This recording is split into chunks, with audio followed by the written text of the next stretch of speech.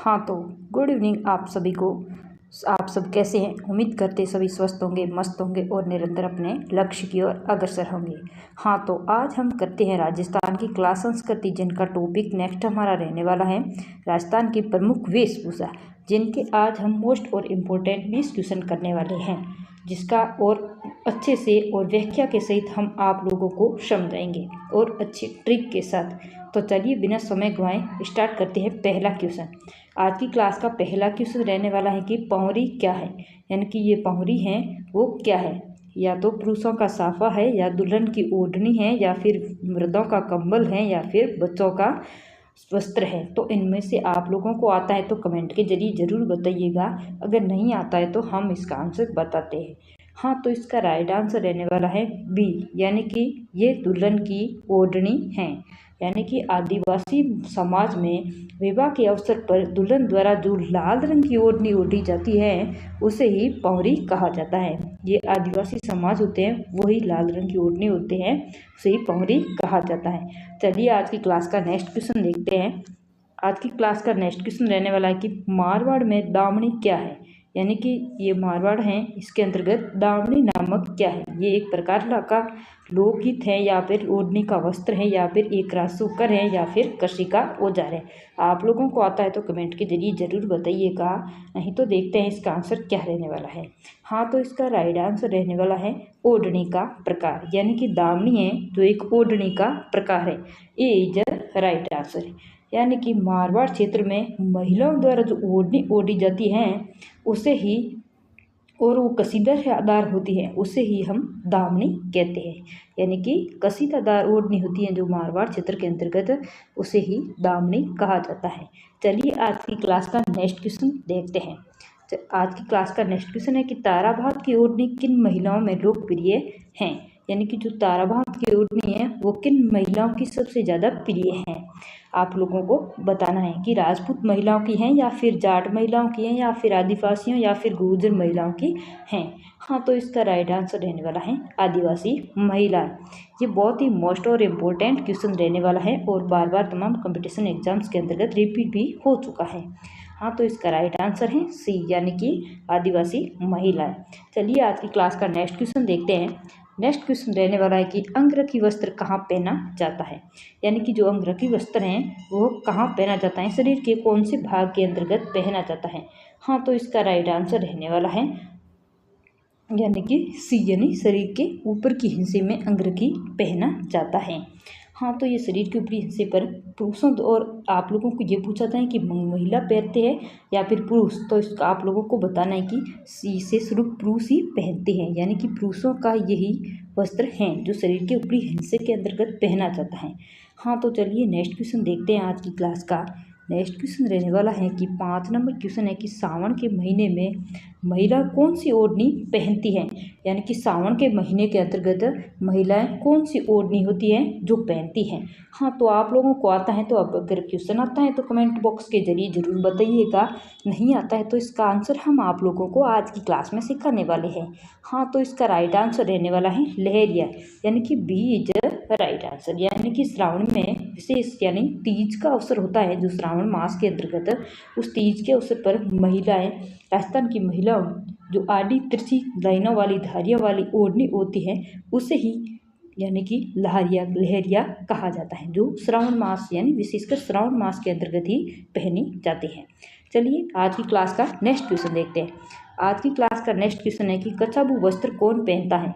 यानी कि जो कच्छाबू नामक वस्त्र हैं वो कौन पहनता है, आदिवासी पुरुष पहनते हैं, या आदिवासी महिलाएं पहनते हैं, या शहरी पुरुष या राजपूत पुरुष पहनते हैं। हाँ तो इसका राइट आंसर रहने वाला है आदिवासी महिलाएं, कि कच्छाबू वस्त्र हैं वो महिलाएं ही पहनती हैं, आदिवासी। चलिए आज की क्लास का नेक्स्ट क्वेश्चन देखते हैं। आज की क्लास का नेक्स्ट क्वेश्चन रहने वाला है कि सूट की ओढ़नी कहाँ की प्रसिद्ध है। यानी कि जो सूट की ओढ़नी है वो किस जिले के अंतर्गत प्रसिद्ध है। हाँ तो इसका राइट आंसर अगर आप लोगों को आता है तो कमेंट के जरिए ज़रूर बताइएगा, अगर नहीं आता है तो इसका राइट आंसर हम आप लोगों को इसी क्लास के अंतर्गत समझाने वाले हैं। हाँ तो इसका राइट आंसर रहने वाला है सवाई माधोपुर, यानी कि ए इज राइट आंसर।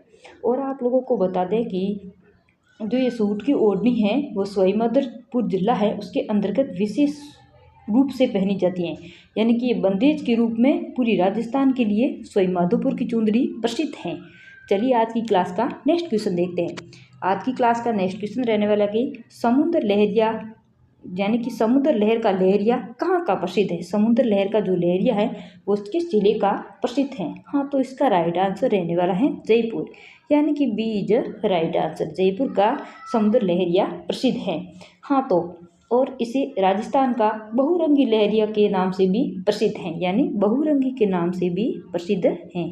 लहर का लहरिया या फिर बहुरंगी नाम भी से प्रसिद्ध हैं। कहाँ का है तो आप लोगों को बताना है जयपुर का। चलिए आज की क्लास का नेक्स्ट क्वेश्चन देखते हैं। आज की क्लास का नेक्स्ट क्वेश्चन है कि भूल यानी कि भील पुरुषों की लंगोटनुमा धोती क्या कहलाती हैं। और ये क्वेश्चन बहुत परीक्षाओं के अंतर्गत रिपीट हो चुका है और ये बीएसटीसी के अंतर्गत भी आया था। तो आपके भी आ सकता है, चांस बनते हैं इन क्वेश्चन के। तो इसका राइट आंसर है खोइतू, यानी कि ए इज राइट आंसर। भील पुरुषों द्वारा कमर के जो नीचे की भाग में तंग धोती पहनी जाती है उसे ही खोइतू कहा जाता है। और अगर आप ये पूछ लें कि ये महिलाएं पहनती हैं या नहीं, तो इसका सीधा आंसर होगा नहीं पहनती, ये सिर्फ पुरुष ही धोती पहनते हैं। तो चलिए आज की क्लास का नेक्स्ट क्वेश्चन देखते हैं। नेक्स्ट क्वेश्चन रहने वाला है कि ब्रीचेस वस्त्र कहाँ पहना जाता है, यानी कि ये बहुत ही मोस्ट और इम्पोर्टेंट रहने वाला क्वेश्चन है। अगर आपको हमारी बातों पर विश्वास नहीं है तो आपके पिछले सालों के क्वेश्चन उठा के देख सकते हैं कि हमारी क्लास से क्वेश्चन रिपीट हुए हैं या फिर नहीं हुए हैं। चलिए तो इसका राइट आंसर रहने वाला है पैरामे, यानी पैजामे की जगह पहना जाता है। तो इसको पुरुष भी पहनते हैं, महिलाएं नहीं पहनती हैं। तो चलिए आज की क्लास का नेक्स्ट क्वेश्चन देखते हैं। आज की क्लास का नेक्स्ट क्वेश्चन रहने वाला है कि राजस्थान के किस वस्त्र को राष्ट्रीय पोशाक का दर्जा दिया गया है। ये आप लोगों को वैसे ही आता ही होगा, अगर नहीं आता है तो आप जरूर जान लीजिएगा कि हमारे राजस्थान का राष्ट्रीय पोशाक कौन सा है।